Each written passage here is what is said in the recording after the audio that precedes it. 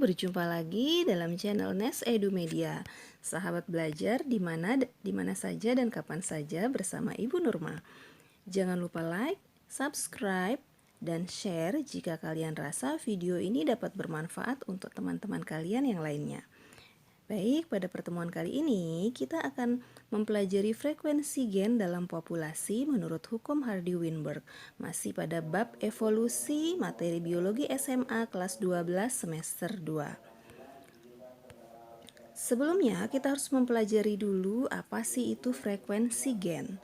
Baik, frekuensi gen adalah perbandingan antara suatu gen dengan gen lain di dalam suatu populasi. Perbandingan suatu gen dapat mengalami perubahan karena adanya mutasi, seleksi alam, migrasi, rekombinasi, domestifikasi, isolasi, reproduksi. Pada proses evolusi terjadi perubahan frekuensi gen. Nah, bila perbandingan antara genotipe-genotipe dalam satu populasi tidak berubah dari satu generasi ke generasi lainnya, maka frekuensi gen dalam populasi tersebut dinyatakan dalam keadaan seimbang. Artinya tidak terjadi evolusi. Ini merupakan dasar dari hukum Hardy-Weinberg. Hardy dan Weinberg menyatakan bahwa keseimbangan frekuensi genotipe A besar A besar atau dominan homozigot dengan A besar A kecil atau genotipe heterozigot dan A kecil atau genotipe homozigot resesif serta perbandingan gen A besar dan A kecil selalu sama dari generasi ke generasi. Syarat terjadinya hukum Hardy-Weinberg adalah yang pertama, tidak terjadi migrasi. Yang kedua, tidak adanya mutasi. Tidak terjadi seleksi alam. Reproduksi harus berlangsung secara acak. Dan yang kelima, populasi harus cukup besar. Namun pada kenyataannya, dalam populasi yang besar, hampir dapat dinyatakan tidak mungkin tidak terjadi migrasi. Namun demikian, kita akan mempelajari hukum Hardy-Weinberg ini dalam konteks keilmuan. Baik, kita akan melihat notasi-notasi dalam hukum Hardy-Weinberg.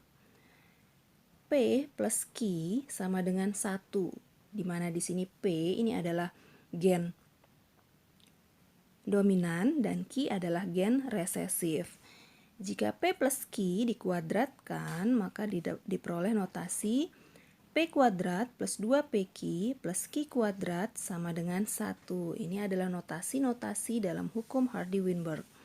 Di mana tadi P itu adalah gen dominan A, Q adalah gen resesif A kecil, sementara P kuadrat itu adalah genotipe AA, dan 2PQ genotipe A besar A kecil, dan Q kuadrat adalah genotipe A kecil atau resesif homozigot.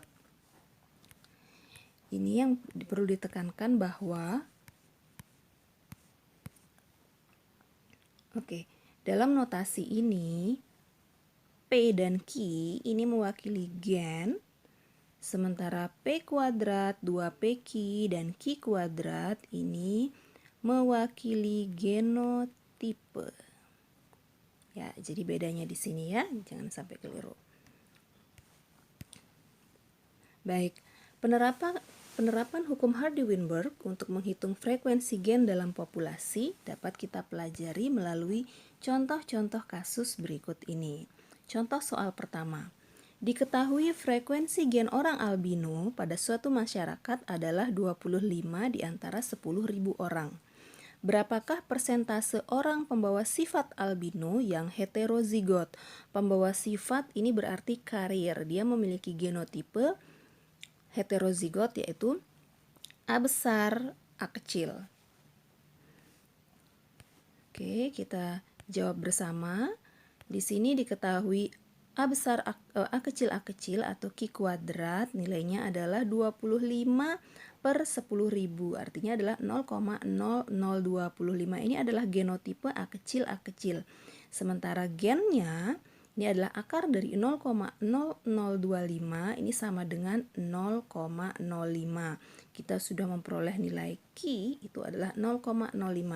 Sekarang kita akan mencari nilai P. Oke. Masukkan dulu P plus Q sama dengan 1, sehingga nilai P sama dengan 1 min Q sama dengan 1 dikurangi 0,05 sama dengan 0,95. Di sini soal meminta kita untuk mencari persentase sifat pembawa sifat albino, berarti heterozigot A besar A kecil, dinotasikan dalam 2 PQ.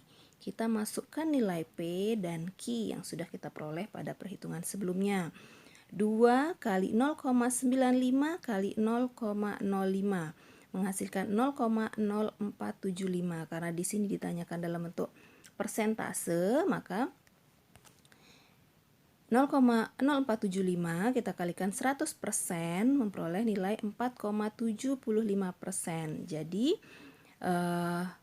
persentase pembawa sifat albino heterozigot adalah 4,75%. Baik. Sekarang kita lihat contoh kasus kedua pada contoh soal 2. Pada suatu daerah dengan 10.000 penduduk terdapat 4% warga albino. Maka perbandingan jumlah orang yang berkulit normal homozigot dan normal heterozigot berturut-turut adalah A. 6.400 dan 1.600, B. 6.400 dan 3.200, C. 3.200 dan 1.600, D. 3.200 dan 400, dan E. 1.600 dan 400. Dari soal kita bisa melihat bahwa 4% dari 10.000 itu adalah 4 kali 10.000, 400. Ini adalah nilai untuk warga yang menderita albino. Sementara di dalam soal yang ditanya adalah yang berkulit normal, bukan albino. Berarti D dan E ini tereliminasi. Kita akan melihat antara A, B, atau C. Baik, kita coba kerjakan. Dari sana kita ketahui bahwa albino atau genotipe A kecil itu adalah 4% atau sama dengan 0,04 dari populasi 10.000. Berarti di sini 400. Kemudian yang ditanya adalah yang perbandingan normal homozigot dengan normal heterozigot. Kita jawab, kita cari nilai Q terlebih dahulu. Q sama dengan akar 0,04 sama dengan 0,2. Nilai Q sudah kita peroleh. Sekarang kita akan mencari nilai P. P sama dengan 1 dikurangi 0,2 sama dengan 0,8. Dari sini kita masukkan ke notasi P kuadrat plus 2PQ plus Q kuadrat. Untuk adik-adik ketahui bahwa 0,8 dikuadratkan ditambah 2,0,8 dikali 0,2 ditambah 0,2 dikuadratkan sama dengan 1. Jadi diperoleh nilai 0,64 plus 0,32 plus 0,04 sama dengan 1. Dari sini didapatkan frekuensi yang dapat dihitung jumlah dalam populasi sebagai berikut, yaitu genotipe A besar itu sama dengan P kuadrat, memiliki nilai 0,64 dalam 10.000 sama dengan 6.400 orang. Kemudian A besar A kecil atau heterozigot 2PQ memiliki nilai 0,32 dalam 10.000, itu sama dengan 0,32. Berarti di sini jawabannya adalah B, 6.400 dan 3.200. Baik, dari sini kita bisa cross check bahwa A besar plus A besar A kecil plus A kecil di sini 400 ya. Kalau tadi hasil perhitungan yang albino, maka 400 ditambah 6.400 ditambah 3.200 itu sama dengan 10.000. Berarti cocok dengan nilai populasi 10.000 dengan perbandingan 400 berbanding 6.400 berbanding 3.200. Karena yang ditanyakan yang normal, maka nilainya adalah 6.400 dan 3.200. Baik, sampai di sini semoga kalian sudah cukup paham bagaimana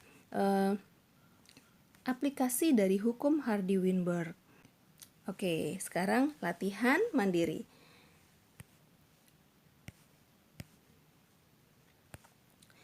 Dalam suatu desa yang berpenduduk 200.000 orang, telah diadakan sensus penduduk dan ditemukan 91% tidak albino.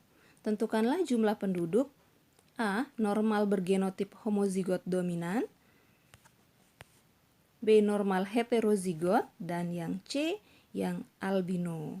Baik, silahkan dikerjakan. Bu Guru tunggu jawaban kalian di kolom komentar ya. Jadi silahkan kalian kerjakan. Kalau ada kesulitan bisa didiskusikan, atau mungkin jika kalian memiliki kasus-kasus lain yang tidak terpecahkan, silahkan tulis soalnya di kolom komentar, akan kita diskusikan di next video. Baik, cukup sekian hari ini. Thank you for watching. Kita berjumpa lagi dalam video pembelajaran lainnya. Belajar kapan saja dan di mana saja, ingat selalu channel Nes Edu Media. Jangan lupa like, subscribe, share jika kalian rasa video ini dapat bermanfaat untuk teman kalian yang lainnya. Sampai jumpa. Assalamualaikum warahmatullahi wabarakatuh.